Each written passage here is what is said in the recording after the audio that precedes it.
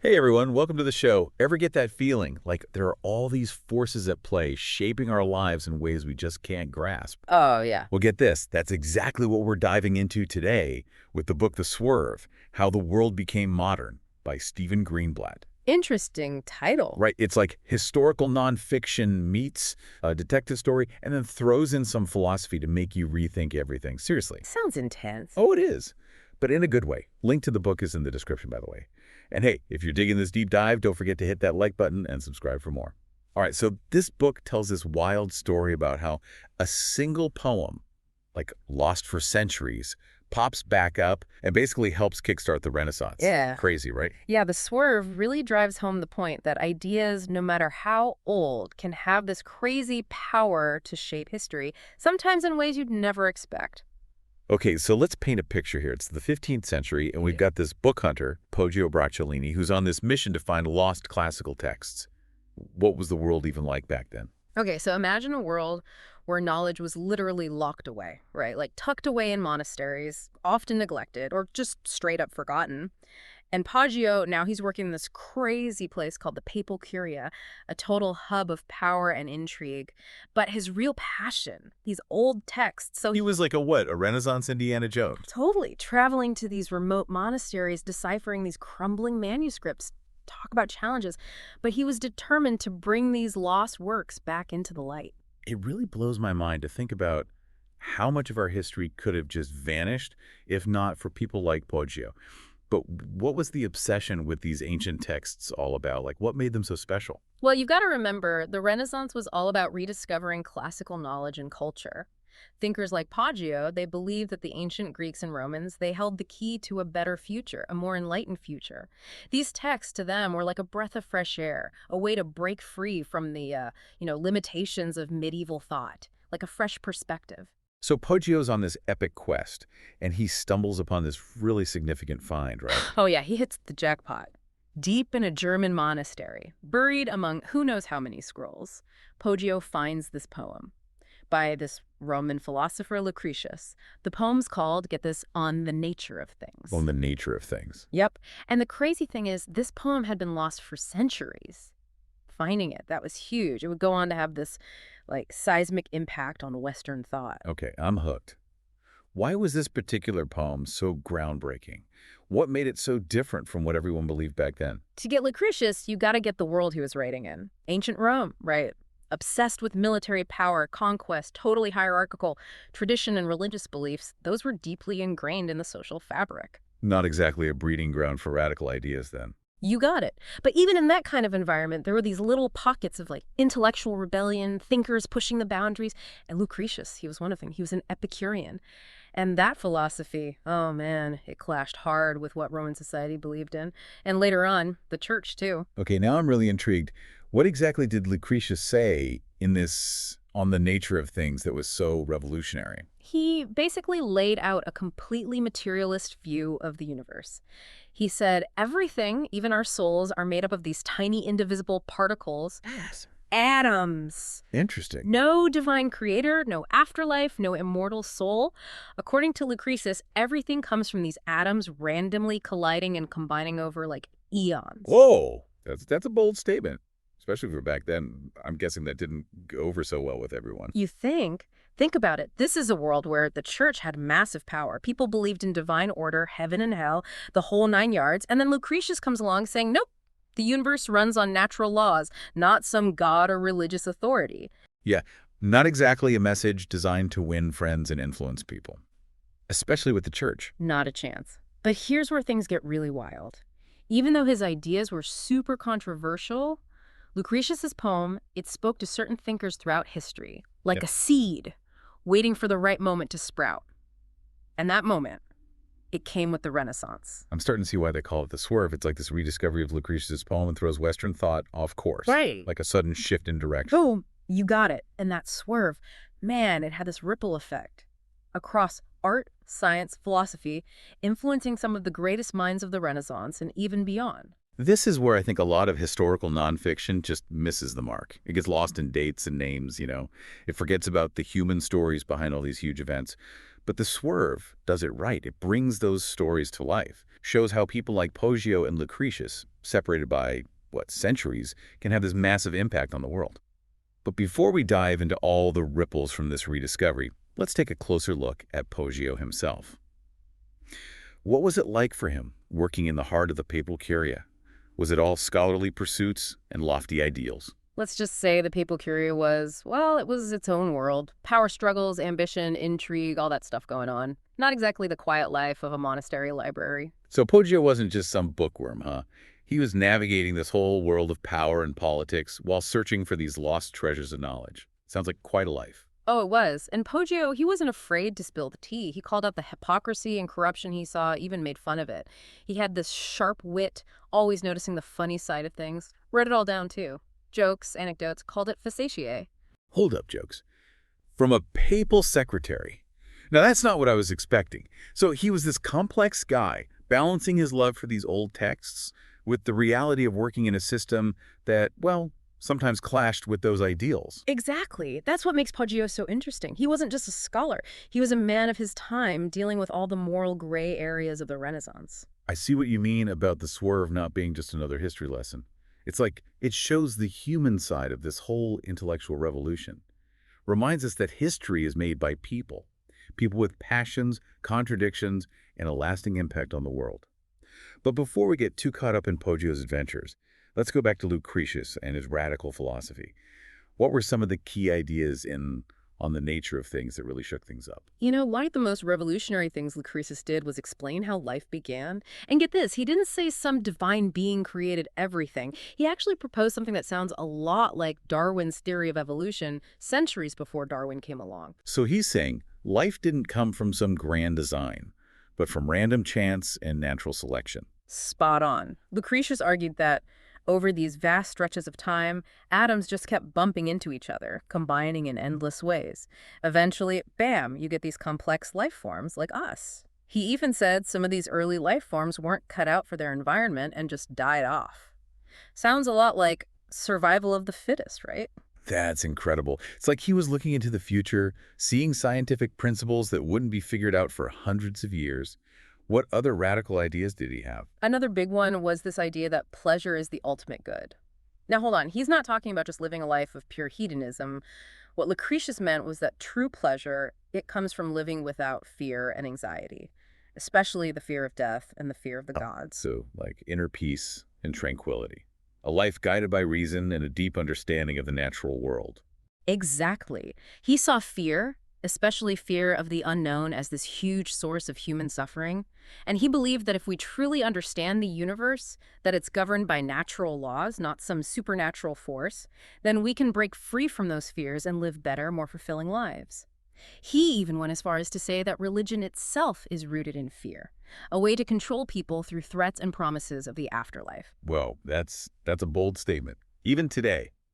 Can't imagine how controversial that must have been back then in a world dominated by religion. You can say that again, but the crazy thing is, despite all the pushback and opposition, Lucretius's ideas, they survived, tucked away in those monastery libraries, just waiting to be rediscovered, and when they were, well, they sparked a whole new way of thinking. It's amazing how these, radical ideas from ancient Rome, they can make such a splash centuries later during the Renaissance. I know, right? It's like Lucretius planted the seed and it just sat there waiting for the right moment to, burst into bloom. So how did his ideas actually influence those Renaissance thinkers? Well, one big thing was that whole emphasis on observing the natural world, seeking explanations based on reason, not religious dogma. It really clicked with that burgeoning scientific spirit of the Renaissance. So instead of just blindly accepting what they were told, people started to question things, experiment, try to understand the world based on evidence. Yeah, exactly. You think of guys like Leonardo da Vinci. He was the embodiment of that, right? That spirit of inquiry and observation. Da Vinci wasn't just an artist. He was an anatomist, an engineer, an inventor, a true Renaissance man, right?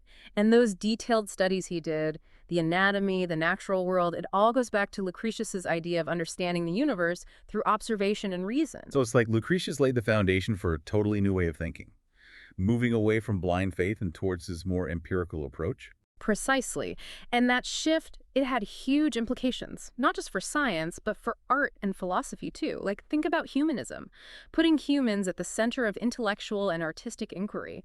That focus on human potential and the beauty of the natural world, it fits perfectly with Lucretius's celebration of life and the pursuit of pleasure. So even though people initially resisted Lucretius's ideas, they eventually found their place during the Renaissance, influencing everything from scientific discoveries to those amazing works of art. Absolutely. And it didn't stop there. Guys like Machiavelli, his whole political philosophy, that pragmatic understanding of human nature, he got that from Lucretius, from his observations about how people behave and how they pursue power. It's crazy to think a poem written, over 2,000 years ago could still be shaping Western thought today.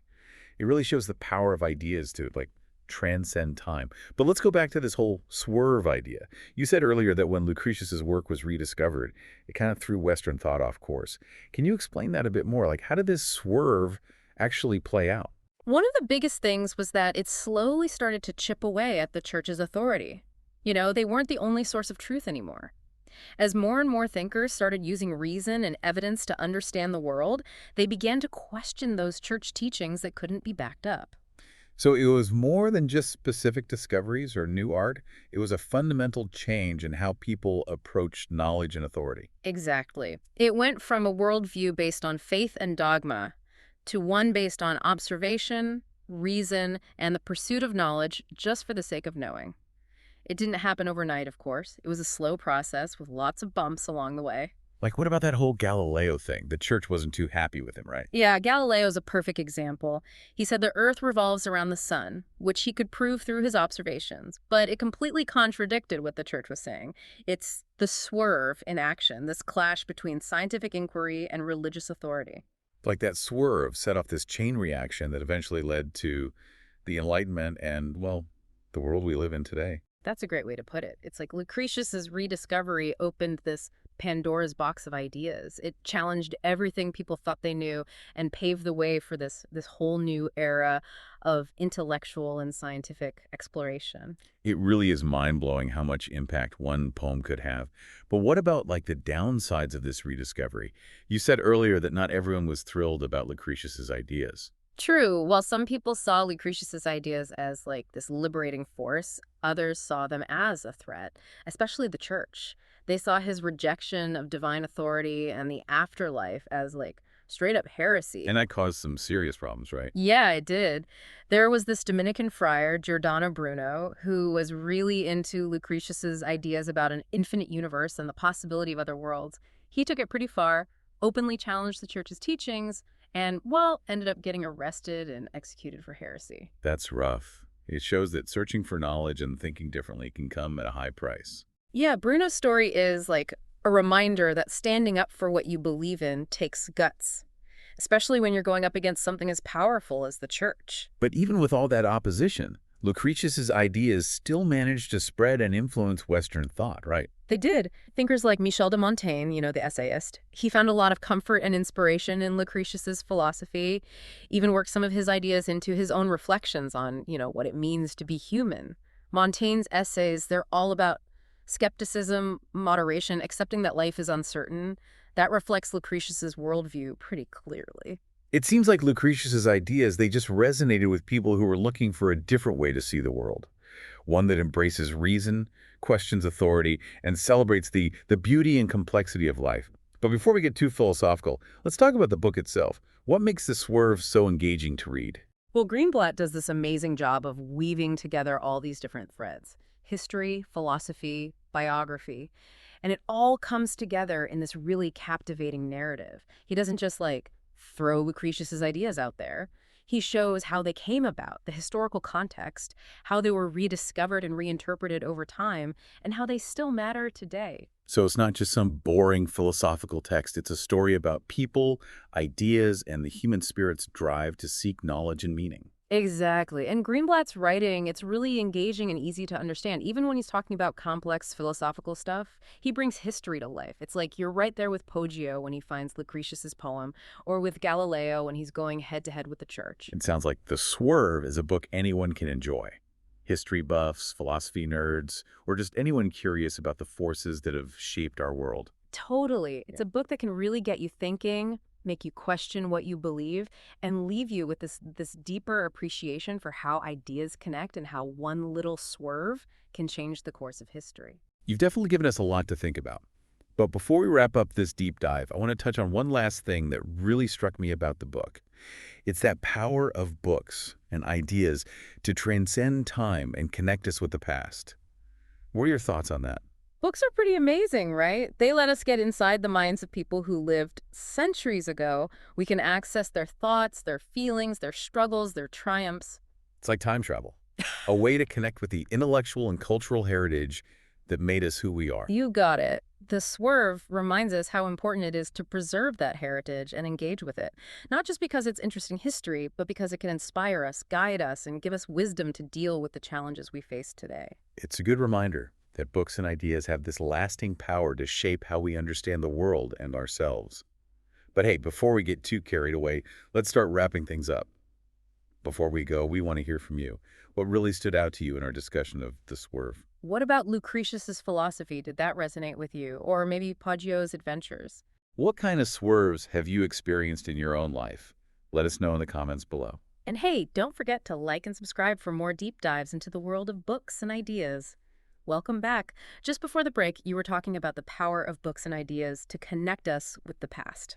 Yeah, it's pretty mind-blowing how a book like The Swerve can transport you to a different time and place. You get a glimpse into the minds of people from centuries ago, but what's even cooler is how those ideas, once they're rediscovered, can still impact us today. It's like it shows how human curiosity never really goes away. We're always searching for meaning, trying to make sense of the world, and the things that fascinated thinkers back in the Renaissance, like those ideas from Lucretius, they still speak to us today. That's so true. You mentioned earlier how Lucretius's take on living a life free from fear and anxiety is like super relevant now with all the craziness and uncertainty in the world. Yeah, it's almost like he saw it coming, you know? All the anxieties we face today. His insights on fear, especially fear of death and the unknown, they give us this framework for understanding and dealing with that stuff, even when things are tough. It's like he left us this guide to like mental and emotional well-being, encouraging us to find that inner peace through reason, understanding, and acceptance.